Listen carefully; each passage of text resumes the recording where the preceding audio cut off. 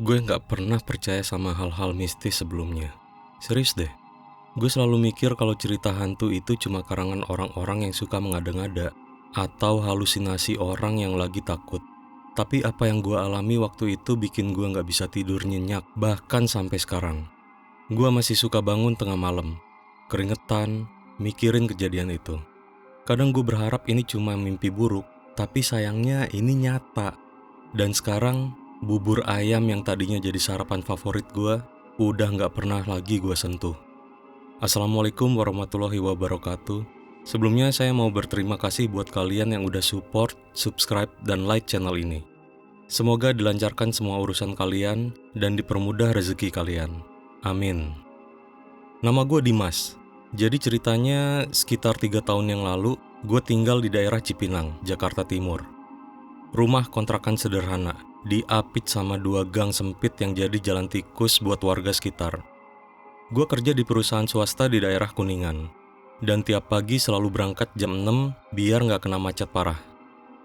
Rutinitas pagi gue simple, bangun jam 5, mandi, terus sarapan bubur ayam yang selalu lewat depan rumah gue sekitar jam 5.15. Tukang bubur langganan gue namanya Bang Sardi, orangnya ramah, suka bercanda. Dan bubur dia emang juara sih. Nggak terlalu kental, nggak terlalu encer, porsinya pas, dan bumbu kuningnya gurih banget. Udah sekitar 2 tahunan lah gue langganan sama dia. Tapi sekitar 3 bulan kemudian, mendadak Bang Sardi nggak lewat lagi. Seminggu, 2 minggu, sampai sebulan. Gue sempet nanya ke tukang sayur yang lewat, katanya Bang Sardi sakit keras, dan pulang kampung ke Tegal. Jadi selama sebulan itu gue terpaksa ganti sarapan. Kadang roti, kadang nasi uduk yang agak jauh dari rumah. Sampai suatu pagi gue dengar suara khas gerobak bubur yang didorong. Jam 4.45 pagi, lebih pagi dari biasanya. Bubur, bubur ayam. Suaranya beda dari Bang Sardi, lebih berat dan serak. Kayak orang yang lagi masuk angin parah gitu. Tapi gue seneng banget. Akhirnya ada tukang bubur yang lewat pagi-pagi lagi. Gue langsung keluar rumah. Masih pakai kaos oblong sama celana pendek. "Bang, bubur 1 ya," teriak gue dari teras. Gerobak bubur itu berhenti. Tapi ngerasa aneh. Gue gak bisa lihat jelas muka si abangnya. Penerangan jalan di depan rumah gue emang redup. Tapi biasanya gue masih bisa lihat muka orang dengan jelas dari teras rumah gue. Tapi ini kayak ada kabut tipis di sekitar gerobak itu. Lampunya juga lebih redup dari gerobak bubur biasanya. "Mau pakai apa, Mas?" tanyanya dengan suara serak. "Komplit aja, Bang. Tapi kuahnya jangan kebanyakan ya," jawab gue sambil mendekati gerobaknya dan sekalian mau ngasih mangkok ke dia.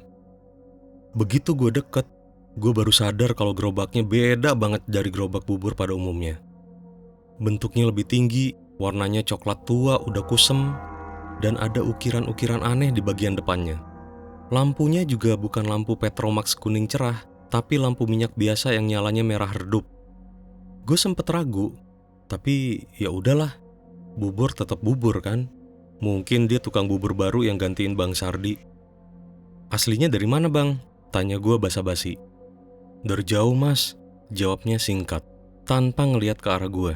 Tangannya sibuk ngaduk bubur dan nyendokin ke mangkok. Pas nyendokin bubur, gue merhatiin tangannya. Pucet, putih banget. Kayak gak ada darahnya. Dan kuku-kukunya panjang dan kehitaman. Gue mulai ngerasa gak enak. Tapi gue pikir mungkin dia emang kurang sehat aja. "Ini, Mas, bubur komplit," dia nyodorin mangkok ke gue. Isinya bubur berwarna putih agak kekuningan. Dengan lauk yang aneh. Potongan ayamnya kelihatan beda. Warnanya lebih gelap dari biasanya. Dan baunya bukan bau bubur ayam yang bikin ngiler. Tapi bau aneh yang gue gak bisa jelasin. Kayak bau tanah basah. Tapi karena gak enak nolak, gue tetap ambil dan bayar. "Makasih, Bang," kata gue. Dia cuma ngangguk, masih gak ngeliat ke arah gue. Pas dia mau dorong gerobaknya lagi, gue ngeliat sesuatu yang bikin bulu kuduk gue berdiri. Dia gak punya kaki. Sumpah, gue gak bohong. Dari lutut ke bawah gak ada. Kosong.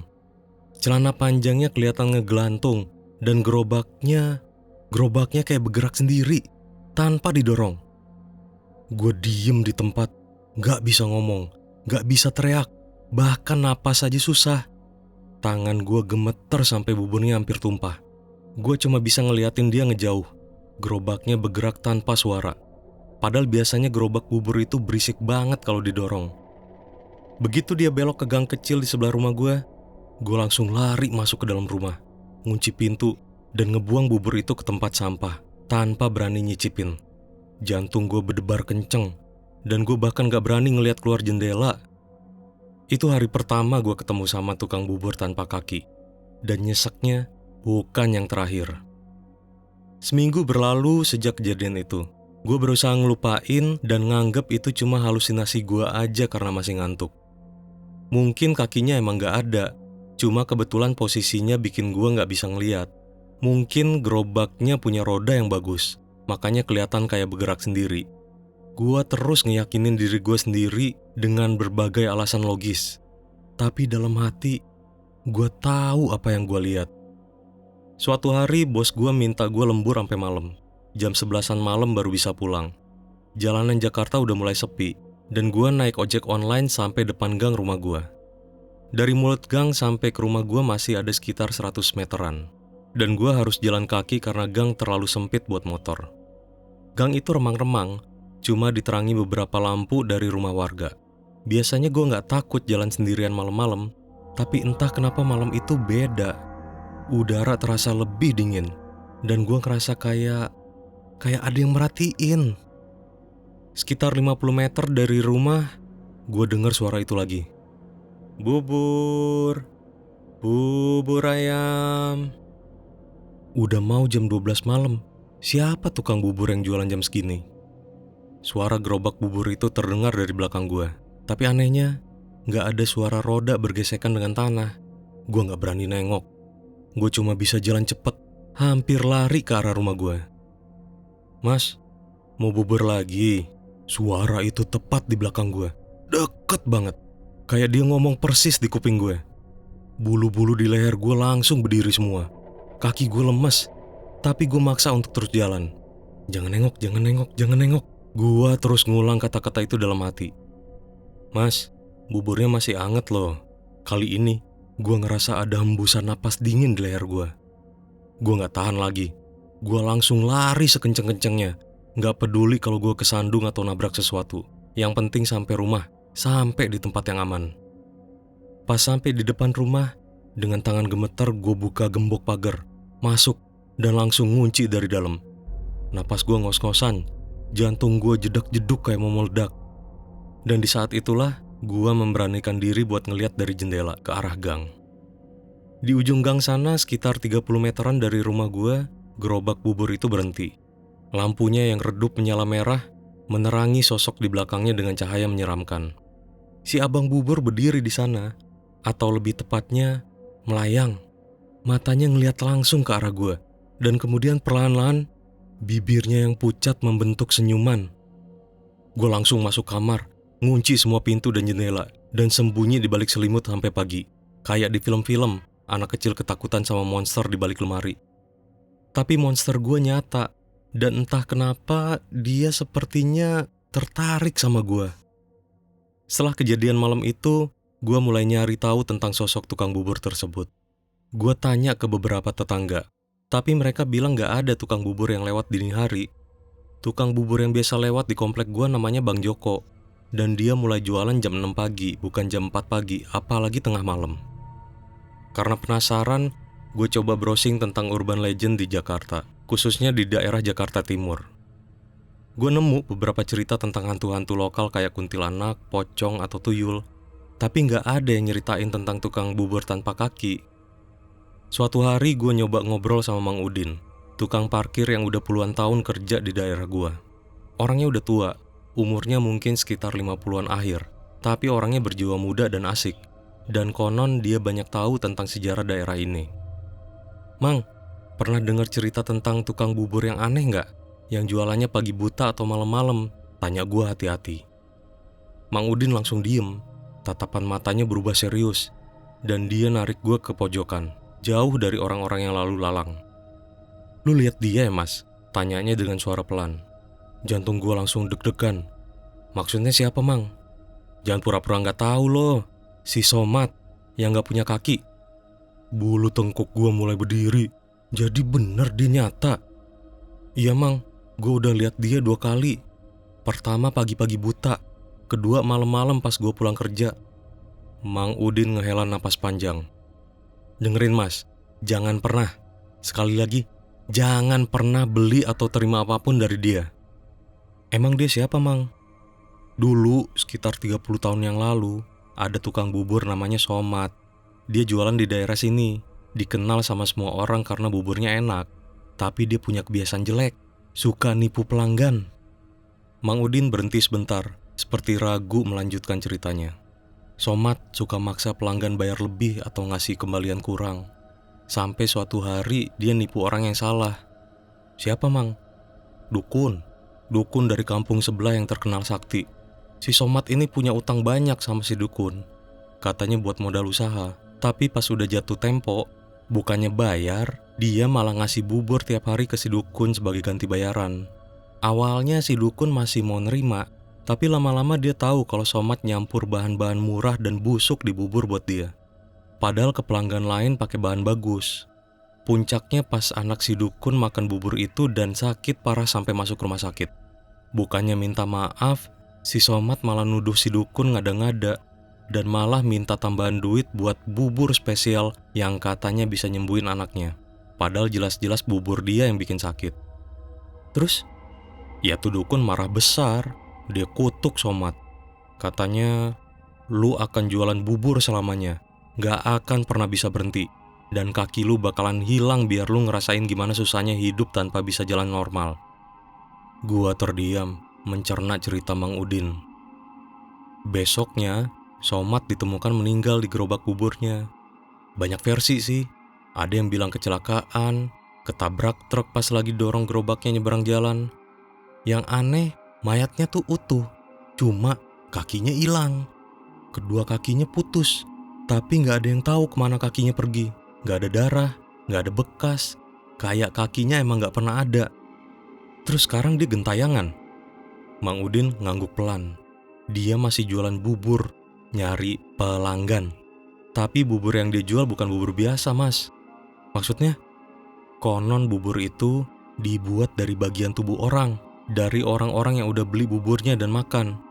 Kata orang-orang, siapapun yang makan bubur dari si kaki buntung, dalam seminggu bakalan sakit parah, dan akhirnya meninggal. Terus, bagian tubuhnya akan diambil buat jadi bahan bubur selanjutnya. Gua merinding banget denger cerita Mang Udin. Untung aja gua gak jadi makan buburnya waktu itu. Buat apa dia lakuin itu semua, Mang? Katanya sih, dia butuh korban sebanyak-banyaknya.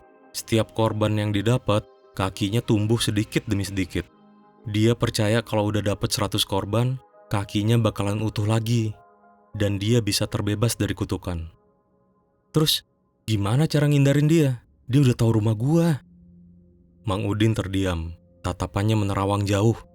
Seperti sedang mengingat sesuatu yang dalam. Dia menghela napas panjang, lalu menarik celana panjangnya ke atas. Di atas lututnya gue lihat bekas luka melingkar, kayak habis diikat kenceng. Gue pernah ketemu dia juga mas, ucap Mang Udin dengan suara pelan. 20 tahun yang lalu, waktu itu gue masih jadi satpam kompleks sebelah. Pulang shift malam, gue beli bubur dari gerobak yang gak pernah gue lihat sebelumnya. Hampir aja gue makan kalau gak nyadar ada bau aneh dari buburnya.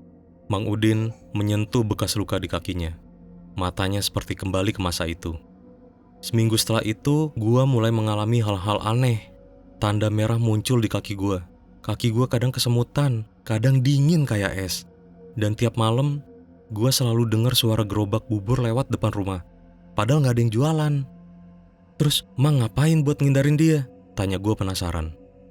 Gue nyari tahu mas, tanya sana sini. Dari orang tua yang udah lama tinggal di daerah ini. Akhirnya gue ketemu sama Pak Haji Slamet, imam masjid lama yang sekarang udah almarhum. Beliau yang cerita tentang kutukan Somad dan cara ngusirnya. Mang Udin menurunkan celana panjangnya, menutupi bekas luka itu lagi. Pak Haji Slamet dulu pernah nolongin beberapa orang yang jadi incaran Somad. Beliau tahu banyak tentang dunia gaib di daerah sini. Katanya Somad punya kelemahan. Dia terobsesi sama kaki. Karena itulah bagian tubuh yang hilang dari dia. Mang Udin menoleh kanan kiri, memastikan gak ada yang menguping, lalu melanjutkan dengan suara pelan. Ada satu cara, tapi gak gampang. Apa itu, Mang? Lu harus cari makam Somad. Makamnya ada di kuburan tua deket kali, di belakang komplek. Terus, lu harus tanam sepasang kaki ayam di atas makamnya. Kaki ayam? Kenapa mesti kaki ayam? Kaki ayam itu simbol, Mas. Lu ngasih dia apa yang dia mau, tapi bukan dari manusia. Dengan gitu dia bakalan ninggalin lu untuk sementara, nyari mangsa lain. Untuk sementara, berarti dia bakal balik lagi dong. Mang Udin ngangguk pelan. Iya, tapi lu punya waktu. Seenggaknya beberapa bulan buat pindah dari sini. Pergi jauh-jauh, jangan balik. Malamnya gue gak bisa tidur.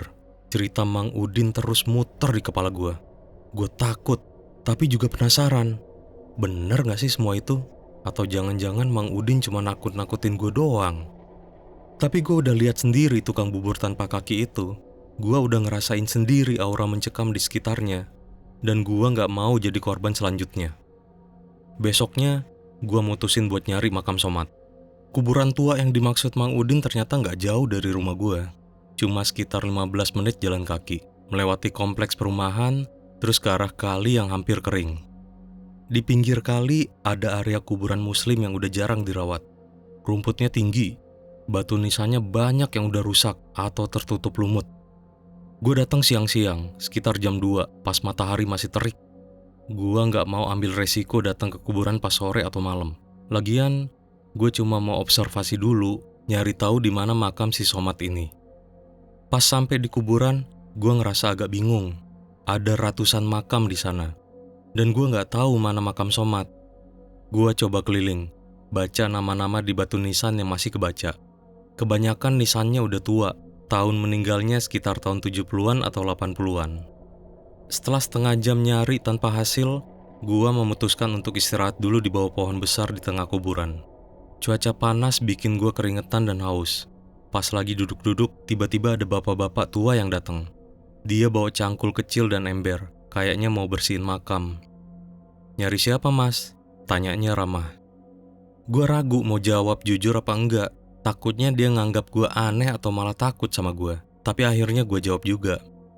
Saya nyari makam seseorang, Pak. Namanya Somad. Katanya dia tukang bubur yang meninggal sekitar 30 tahun yang lalu.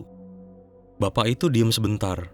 Mukanya kelihatan kaget, tapi kemudian dia senyum tipis. Mau ngapain nyari makam dia? Saya cuma penasaran aja, Pak. Ada yang cerita tentang dia dan saya jadi pengen tahu. Bapak itu ngelihat gue dari atas sampai ke bawah. Kayaknya lagi nilai gue bisa dipercaya apa enggak. Makam Somad ada di pojokan sana, katanya sambil nunjuk ke arah utara kuburan. Deket pohon Kamboja yang udah mati, tapi apa, Pak? Saya saranin jangan deket-deket makam dia. Banyak yang bilang tempat itu angker. Burung aja nggak mau hinggap di pohon Kamboja itu. Bapak kenal sama Somad? Dia ngangguk pelan. Saya dulu sering beli bubur sama dia. Buburnya enak, tapi orangnya ya nggak terlalu baik. Suka marah-marah ke pembeli kalau ada yang komplain atau minta tambah kecap. Bener ya, Pak? Cerita tentang dia dikutuk sama dukun. Bapak itu diem lagi. Matanya menyipit, ngeliat ke kejauhan. Sebenarnya banyak versi cerita tentang kematian Somad. Ada yang bilang kecelakaan, ada yang bilang dikutuk, ada juga yang bilang dia bunuh diri gara-gara utangnya numpuk. Yang jelas kematiannya nggak wajar. Dan dia menurunkan suaranya. Banyak yang bilang dia masih suka kelihatan di sekitar sini, dorong gerobak buburnya. Jantung gue berdebar lagi. Jadi bener, gue nggak halusinasi. Makasih infonya, Pak. Saya cuma mau lihat bentuk makamnya aja dari jauh. Bapak itu ngangguk. Hati-hati aja, jangan sampai kemalaman di sini. Setelah bapak itu pergi, gua langsung menuju ke arah yang dia tunjuk. Butuh waktu sekitar 10 menit buat nyampe ke pojokan kuburan. Dan bener aja, ada pohon Kamboja besar yang kelihatan udah mati. Daunnya nggak ada, batangnya kering dan kehitaman. Di bawah pohon itu ada makam yang bentuknya agak beda dari makam lain. Nisannya lebih besar, tapi juga lebih rusak. Ada retakan besar di tengahnya, kayak ada yang sengaja mecahin.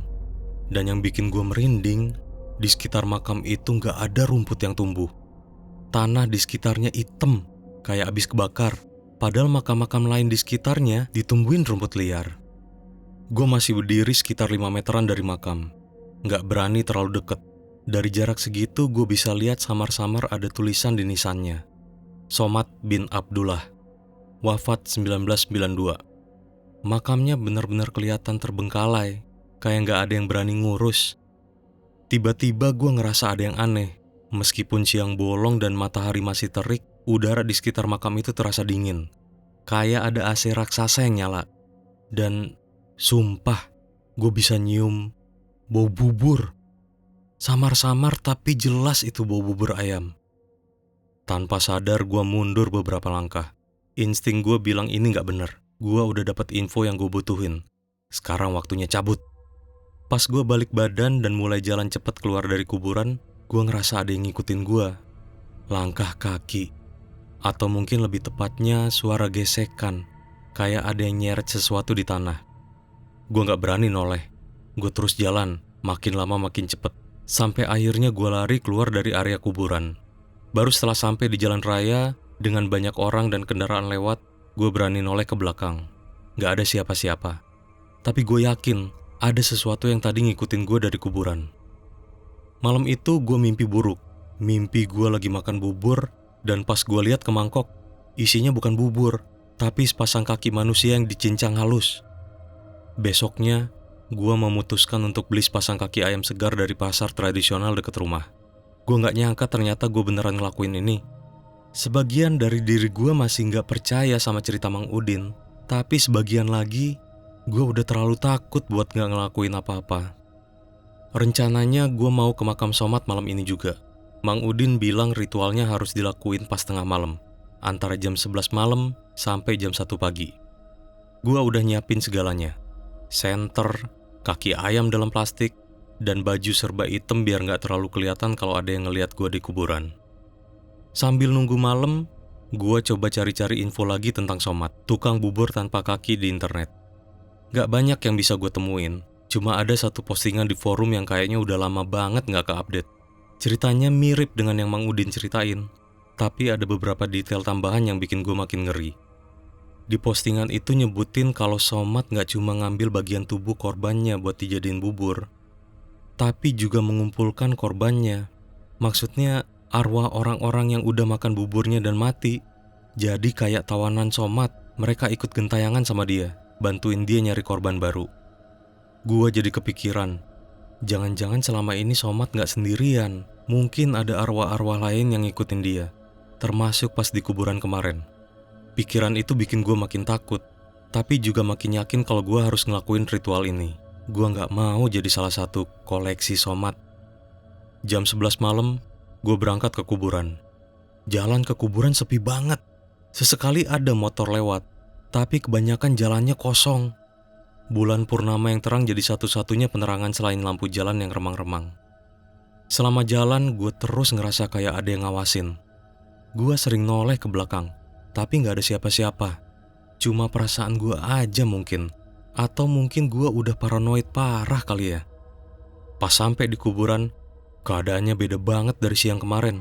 Gelap, sunyi, dan mencekam. Pohon-pohon kelihatan kayak sosok tinggi yang merhatiin gue. Angin malam yang dingin bikin suara-suara aneh di antara daun kering. Gue langsung nyalain senter dan mulai jalan ke arah makam Somad. Jalan di kuburan malam-malam ternyata lebih susah dari yang gue bayangin. Tanahnya tuh gak rata. Banyak lubang dan gundukan yang gak kelihatan. Beberapa kali gue hampir jatuh. Setelah jalan sekitar 15 menit, gue akhirnya nemu pohon Kamboja mati itu.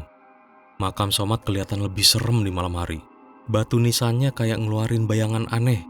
Dan udara di sekitarnya kerasa jauh lebih dingin dari area lain. Gue berdiri diam beberapa meter dari makam, ngumpulin keberanian. Gue udah sampai sejauh ini, gak mungkin balik tanpa ngelakuin apa-apa.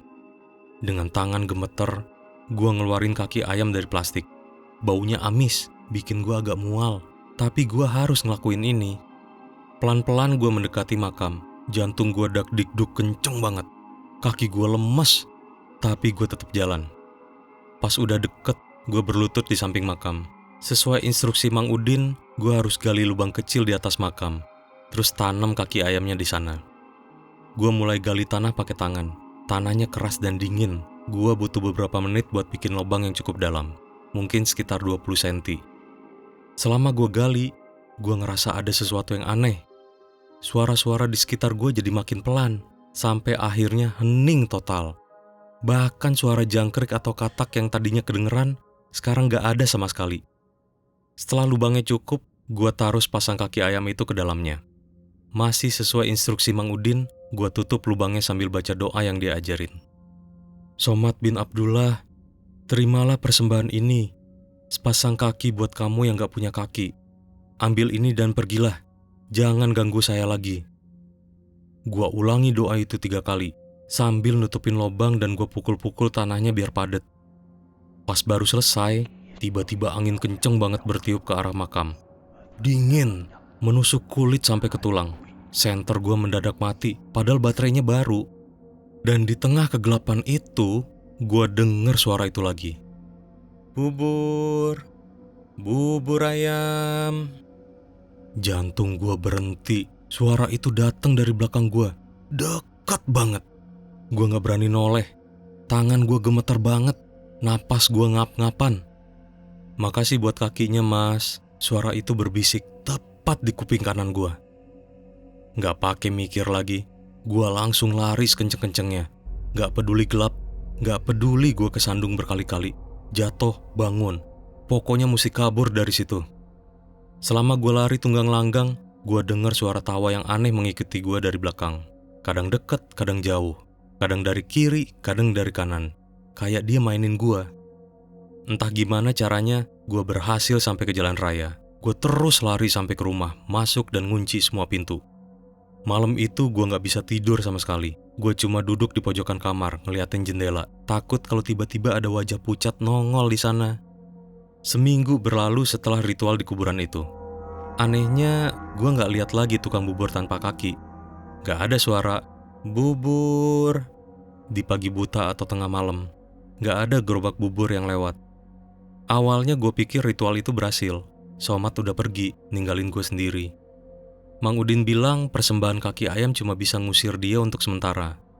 Tapi seenggaknya gue punya waktu buat pindah dari kontrakan ini. Gue udah mulai nyari kontrakan baru, jauh dari sini. Gue juga udah bilang ke nyokap kalau gue pengen pindah karena pengen lebih dekat sama kantor. Tapi ternyata ketenangan itu cuma sementara. 10 hari setelah ritual itu, gue mulai ngalamin hal-hal aneh. Pertama, gue sering mimpi buruk tentang bubur. Dalam mimpi itu gue selalu ngeliat mangkuk bubur berisi sesuatu yang bergerak-gerak, kayak ada yang hidup di dalamnya. Kedua, gue mulai sering mual dan muntah tanpa sebab yang jelas, terutama pas pagi hari atau pas nyium bau makanan yang amis. Ketiga, dan ini yang paling bikin gue panik, kaki gue mulai terasa aneh. Kadang kesemutan, kadang lemes, kadang dingin banget kayak es. Dokter bilang mungkin cuma masalah sirkulasi darah, tapi gue tahu ini bukan masalah medis biasa. Soalnya mirip sama gejala yang diceritain Mang Udin. Suatu malam pas gue lagi duduk sendiri di kamar, gue ngerasa ada sesuatu yang aneh di kaki gue. Pas gue lihat ke bawah, gue ngelihat ada semacam goresan merah di atas lutut kaki gue. Bukan luka, tapi kayak garis tipis merah. Seperti bekas potongan. Gue panik setengah mati. Gue langsung nyari Mang Udin, mau nanya apa yang bakal terjadi. Setelah muter-muter 10 menitan, akhirnya gue ketemu sama Mang Udin. Dia lagi nongkrong di warung. Mang, ritualnya gak berhasil. Malah sekarang ada tanda aneh di kaki gue, kayak kaki Mamang. Mang Udin diem lama, kayak mikir. Terus dia bilang, Mas, kaki ayam yang lu tanem itu kaki ayam seger kan? Bukan yang udah dimasak. Iya Mang, seger. Langsung dari pasar. Ayamnya ayam kampung atau ayam potong? Ayam potong, Mang. Emang kenapa? Mang Udin menghela napas panjang. Aduh, harusnya ayam kampung, Mas. Gue lupa bilang lagi sama lo. Ayam potong gak cukup kuat buat jadi tumbal. Gue langsung drop. Terus gimana dong, Mang? Somad nerima persembahan lo, tapi dia gak puas. Dia udah tandain kaki lo. Maksudnya, dia mau ambil kaki gue? Kayaknya iya. Dia butuh kaki manusia buat gantiin kakinya yang hilang. Dan karena lo udah kasih persembahan, tapi gak sesuai yang dia mau, dia ngerasa lu berutang sama dia. Aduh, gue harus gimana, Mang? Gue gak mau kehilangan kaki gue. Ada satu cara lagi, Mas, tapi ini lebih berisiko dari yang pertama. Apaan tuh, Mang? Gue bakal lakuin apaan aja deh. Lu harus ketemu langsung sama Somad, ajak dia ngobrol. Tawarkan sesuatu sebagai ganti kaki lu. Hah? Tawarin apaan, Mang? Informasi. Dulu, kalau kata Pak Haji Slamet, Somad juga pengen banget tahu siapa yang ngutuk dia. Selama ini dia nggak tahu siapa dukun yang bikin dia jadi kayak gini. Kalau lu bisa kasih tahu siapa orangnya, mungkin dia bakalan ngelepasin lu. Lah, tapi gue kan juga nggak tahu, Mang. Mang Udin terdiam sejenak, menutup matanya, seperti sedang menimbang-nimbang sesuatu. Sebenarnya gue tahu, Mas. Suaranya mendadak pelan. Dulu, waktu Somad masih bisa jalan normal, dia punya musuh di kampung ini. Namanya Asep. Mereka berantem hebat gara-gara hal sepele lah, lu gak perlu tahu. Asep kalah, lalu dendam. Dia nyewa dukun, yang kebetulan tuh dukun juga udah kesel banget sama Somad gara-gara utang, dan anaknya dibikin sakit sama dia. Ya kejadian deh, Somad dikutuk. Kok lu bisa tahu, Mang? Karena si Asep sepupu gua, Mas. Dia cerita semua ke gua sebelum dia pindah ke Kalimantan. Dia nyesel banget udah nyewa tuh dukun. Terus dukun itu siapa? Dukun itu namanya Mbah Jarno. Dulu dia tinggal di kampung sebelah, di dekat kali. Sekarang dia udah meninggal, tapi makamnya masih ada. Lu bisa kasih tahu itu ke Somad. Tapi kalau gitu kenapa Mang Udin gak langsung ngomong ke Somad dari dulu? Mang Udin tertawa pahit. Lu pikir gampang? Somad bakal tanya dari mana gue tahu. Kalau gue bilang dari sepupu gue sendiri, bisa-bisa dia balas dendam ke keluarga gue semua. Makanya gue diem aja selama ini. Tapi sekarang, Mang Udin menghela napas lagi. Kayaknya lu perlu tahu buat nyelamatin kaki lu sendiri. Terus, gimana caranya gue ketemu dia? Masa gue mesti ngider malam-malam nyari dia? Gak perlu, dia yang bakal nyari lu. Cukup tunggu di rumah aja. Tapi lu kudu sendirian, jangan bawa temen. Malamnya, gue duduk di ruang tamu, nunggu. Jam 11.30 malam, gue dengar suara itu. Bubur, bubur ayam. Kali ini suaranya datang dari luar rumah. Pas gue ngintip lewat jendela, gue lihat gerobak bubur itu parkir di depan pagar. Lampunya yang redup menyala merah, menciptakan bayang-bayang aneh di sekitarnya. Dan di belakang gerobak, Somad melayang. Dia ngeliat lurus ke arah jendela, ke arah gue. Dengan tangan gemeter, gue buka pintu dan melangkah ke teras. Gue gak tahu dari mana gue dapat keberanian ini, tapi gue tahu gue harus ngelakuin ini. Bang Somad, gue panggil dengan suara pelan. Sosok itu gak jawab, dia cuma terus ngeliat ke arah gue dengan mata hitamnya yang kosong. Bang, saya mau ngobrol, saya tahu siapa yang ngutuk abang. Mata hitamnya mendadak membesar, dia bergerak maju, melewati pagar, ngelos aja tanpa buka pintu, kayak hantu di film-film horor. Dalam sekejap, dia udah berdiri tepat di depan gue. Siapa? Suaranya serak, dingin, tapi gue bisa ngerasain ada urgensi di dalamnya. Mbah Jarno, dukun dari kampung sebelah. Makamnya ada di kuburan dekat sungai juga, tapi di bagian barat. Somad diem, matanya kayak lagi mencerna informasi itu. Kenapa lu kasih tahu gue? Tanya Somad. Karena saya nggak mau kaki saya diambil. Saya udah kasih abang kaki ayam, tapi katanya kurang. Somad ngeluarin suara aneh, kayak ketawa tapi juga kayak erangan. Kaki ayam potong, gak cukup. Gua butuh yang lebih kuat. Bang, saya cuma bisa kasih info itu. Kalau abang mau balas dendam, sekarang abang tahu siapa yang harus dicari. Tiba-tiba angin kencang berembus, bikin gua harus nutup mata sebentar. Pas gua buka mata lagi, Somad udah gak ada. Gerobak buburnya juga hilang, kayak gak pernah ada di sana. Tapi di lantai teras ada jejak kaki. Bukan jejak kaki manusia, tapi jejak kaki ayam. 2 jejak basah, kayak abis dicelup tinta merah. Jantung gue berdegup kencang. Perlahan, gue jongkok buat ngeliat lebih dekat. Tangan gue masih gemeter waktu nyentuh salah satu jejak itu. Basah, lengket, beneran kayak darah. Bau amis mulai tercium, bikin perut gue mual. Ya Allah, gue berbisik mundur perlahan. Gue ambil HP, langsung nelpon Mang Udin. 3 kali gue nelpon gak diangkat-angkat. Akhirnya gue kirim foto jejak kaki itu lewat WhatsApp. 5 menit kemudian, HP gue bunyi. Jangan dihapus jejaknya, kata Mang Udin dengan suara serius. Itu tanda dia udah nerima persembahan lo. Terus gue harus ngapain, Mang? Tanya gue panik. Tunggu aja sampai besok pagi. Kalau jejak itu hilang dengan sendirinya, artinya lu udah bebas. Malamnya gue gak bisa tidur. Mata gue terus-terusan melirik ke arah kaki gue. Lingkaran merah itu masih ada. Tapi kelihatannya udah mulai pudar. Atau mungkin cuma perasaan gue doang karena terlalu berharap. Tapi tiba-tiba entah kenapa gue ngerasa ngantuk banget. Kepala gue berasa berat. Mata gue sepet parah. Dan akhirnya tanpa sadar gue tertidur. Pas bangun besok paginya, garis merah di pergelangan kaki gue udah hilang. Sebulan berlalu sejak pertemuan terakhir gue dengan Somad, gue udah pindah dari kontrakan lama. Dapat kontrakan baru di daerah Jakarta Barat, jauh dari Cipinang. Gue juga udah gak pernah ngalamin hal-hal aneh lagi. Gak ada mimpi buruk, gak ada mual-mual, dan kaki gue udah normal lagi. Kadang-kadang gue masih mikir tentang Somad. Apa dia masih gentayangan nyari korban baru? Apa dia udah nemuin Bajarno dan balas dendam? Atau mungkin info dari gue gak cukup dan dia masih nyari gue? Gue coba nanya ke Mang Udin tentang ini. Tapi dia bilang gue mending gak usah nyari tahu lagi. Anggap aja itu udah selesai, Mas. Jangan dipanggil-panggil lagi. Dan gue setuju sama dia. Sebagian dari gue pengen lupa aja sama semua kejadian itu. Anggap aja itu cuma mimpi buruk. Dan sejak itu gue gak pernah bisa makan bubur lagi. Bahkan nyium baunya aja udah bikin gue mual. Semua bubur. Mau bubur ayam, bubur sumsum, bahkan bubur bayi. Semuanya bikin gue teringat sama mangkok bubur dengan isi yang aneh itu. Sampai sekarang kalau gue lihat tukang bubur lewat, gue selalu ngeliatin kakinya.